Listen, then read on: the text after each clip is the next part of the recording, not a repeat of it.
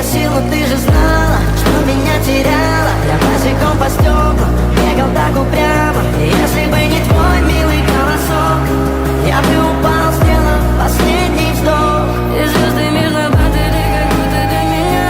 Я каждый раз загадывал тебя не потерять, но больше не могу, я просто мучаю себя. Теперь ты пожалел меня. В камине в 6 утра фотография твоя. Горят เขาจะไม่ได้อะไรเลย воспоминания о тебе. ไม่ได้รวยเกิน Камина в ไม่ได้ออก 6 ทีวี утра. Разбитая душа. И все твои обещания пустота.